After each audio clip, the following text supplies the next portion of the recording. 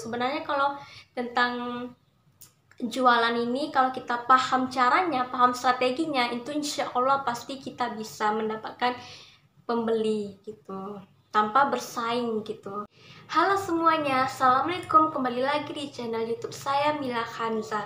Nah, minggu kemarin saya sudah membahas tentang reseller ya, kelebihan, kekurangan, sama keuntungannya dan sebagainya.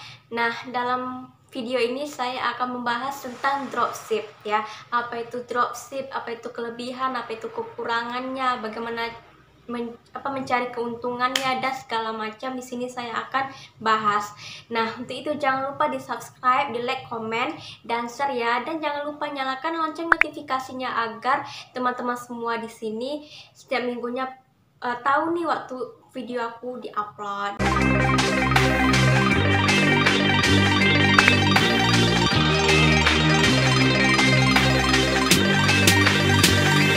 Nah, kita akan lanjut pembahasannya ya. Yang pertama itu apa sih yang dimaksud dengan dropship?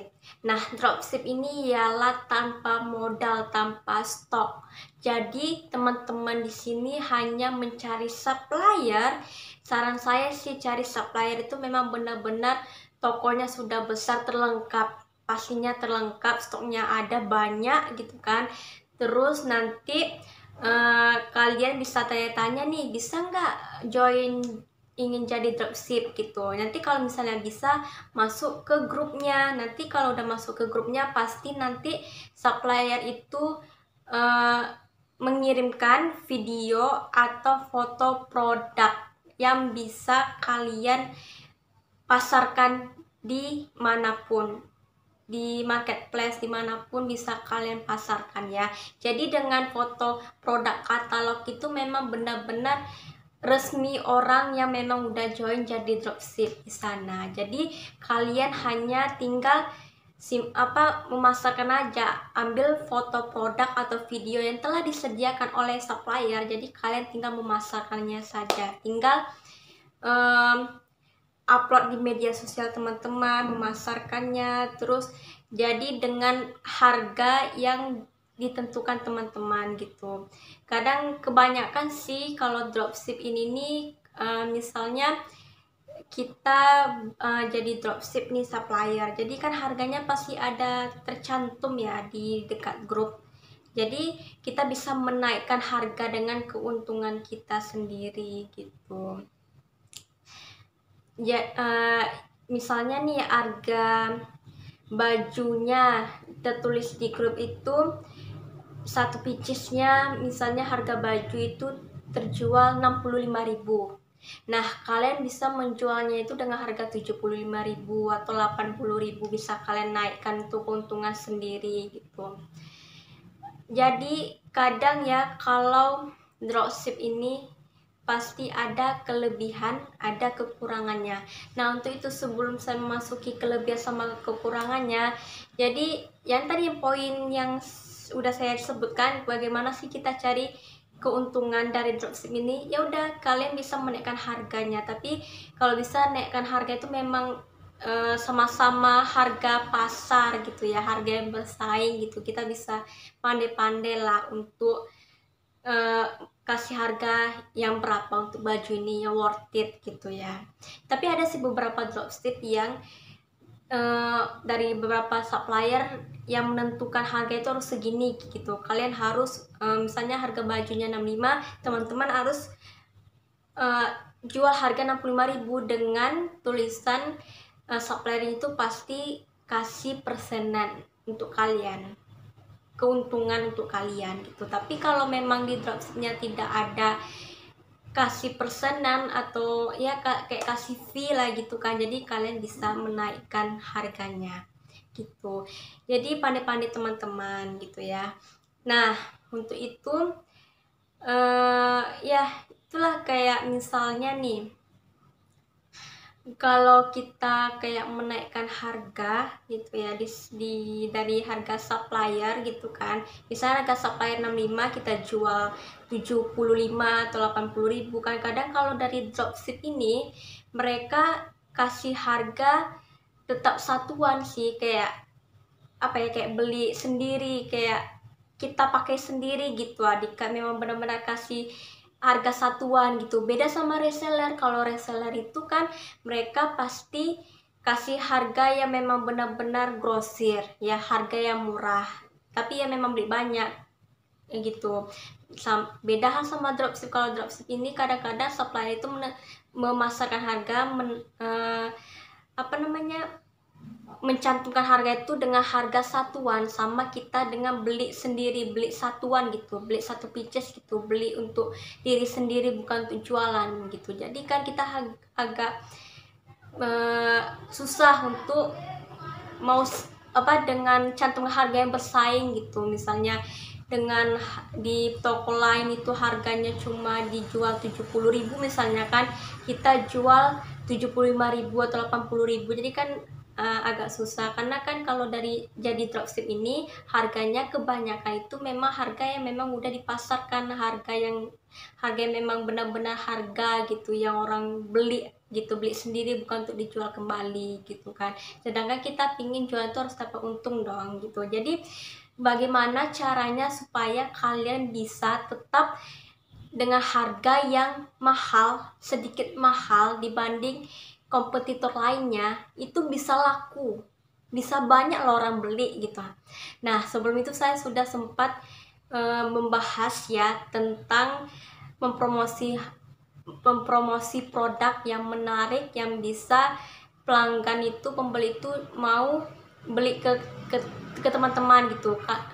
Saya sudah kasih tahu di video sebelumnya. Jadi saya sudah membahas itu, bagaimana sih supaya produk kita tuh laku keras dan banyak yang beli tanpa menunda-nunda. Itu sudah saya bahas di channel ini. Jadi jangan lupa ditonton ya. Nanti saya akan cantumkan di description box supaya kalian tinggal klik gitu. Jadi sebenarnya bisa sih dengan cara itu, trik-trik, tips-tips yang kalian paham gitu. Sebenarnya kalau tentang jualan ini, kalau kita paham caranya, paham strateginya, itu insya Allah pasti kita bisa mendapatkan pembeli gitu tanpa bersaing gitu. Jadi kita harus banyak-banyak belajar. Kalau penjualnya pasti harus tahu ilmunya, bukan sekedar kita hanya jualan gitu, orang beli jualan tanpa ilmunya itu payah. Kalau kita jualan tanpa ilmu itu kita bisa lama-lama itu bisa terpuruk gitu. Jadi kalau jualan itu ada skillnya, ada strateginya, ada ilmunya harus kita pahami biar penjualan teman-teman itu bisa berkembang, bisa meningkat gitu. Nah, jadi itu sedikit tips dari saya, dan saya lanjut kelebihannya ya. Kalau kelebihan dropship ini, kalian minim modal, bahkan tidak pakai modal sama sekali, tidak ada modal gitu. Karena ngapa? Kalau dropship ini ya udah kalian tinggal memasarkannya aja produk dari supplier, terus masuk ke marketplace, kalian pasarkan. Kalau ada yang mau beli ke teman-teman ya udah, misalnya nih produk A ada yang mau beli nih, jadi teman-teman pesan ke supplier, nanti supplier yang mempacking, yang fokus semua itu supplier yang jalan nih. Kalian cuma fokus memasarkannya saja, untuk packing, untuk stok barang itu supplier. Ini supplier yang packing, dan nama tokonya tetap toko kalian. Misalnya nama toko teman-teman itu ialah serba-serbi shop misalnya kan. Jadi nama toko kalian itu dari serba-serbi shop gitu. Jadi supplier yang tinggal kirimkan ke alamat yang dituju. Itu enaknya kan. Jadi tinggal di rumah aja, cuma upload foto, barang, produk. Kalau ada yang beli ya tinggal pesan ke supplier aja. Supplier yang mengerjakan semuanya. Kalian hanya tinggal dapat transferan aja dari pembeli gitu. Nah, yang kedua itu ialah tidak ada resiko stok mati.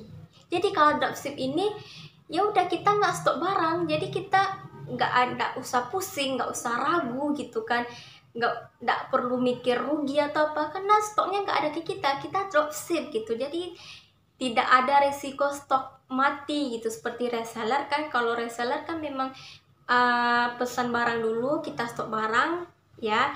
Kadang barang ini nggak berjalan karena udah ketinggalan zaman kan. Jadi itulah, kalau reseller itu pasti ada risiko stok mati. Kalau dropship ini dia tidak ada risiko stok mati. Jadi itu enaknya jadi dropship gitu. Nah, kelebihan ketiganya ialah tidak perlu menyimpan stok barang. Jadi kalian tidak perlu mengemas produk atau mengirimkan barang, cukup supplier aja yang mengemasnya dan mengirimkan barang ke tujuan. Jadi kalian hanya memfokuskan menjual dan memasarkan produk saja. Terus yang keempat, kelebihannya juga bisa dilakukan di mana saja. Bisa dilakukan di rumah, di tempat kerja, ya kerja sampingan, bisa di mana saja. Waktunya tuh fleksibel, bebas waktunya mau kapan saja gitu. Itu kelebihannya. Jangan salah, setiap kelebihan pasti ada kekurangan. Nah, inilah kekurangan dropshipper. Kekurangan dropship itu yang pertama itu, kita tidak tahu kualitas produknya.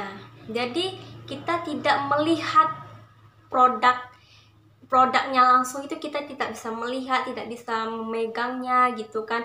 Hanya saja kita hanya bisa melihatnya dari nilai-nilai, dari penilaian, dari testimoni teman-teman lainnya, dari pembeli sebelumnya yang sudah membeli produk itu. Kita hanya bisa melihat dari penilaian mereka ya, dari testimoni mereka, itu hanya bisa kita melihatnya gitu. Tapi kalau real pics-nya itu kita tidak bisa melihat, kualitasnya itu tidak bisa kita melihatnya. Itu yang pertama. Nah, kekurangan yang kedua, susah pasang harga yang bersaing. Jadi kalau dropship ini kita susah sih kasih harga yang bersaing gitu. Karena apa? Karena kalau dropship ini rata-rata supplier itu pasti mencantumkan harga itu memang harga yang memang beli satuan gitu, bukan harga grosiran. Itu kekurangannya. Jadi kita harus pintar-pintar, harus bisa bagaimana sih supaya harga yang saya cantumkan ini bisa laku gitu. Jadi kalian bisa membuat konten yang menarik atau segala macam, atau bisa membuat promo-promo gitu untuk menarik pelanggan gitu.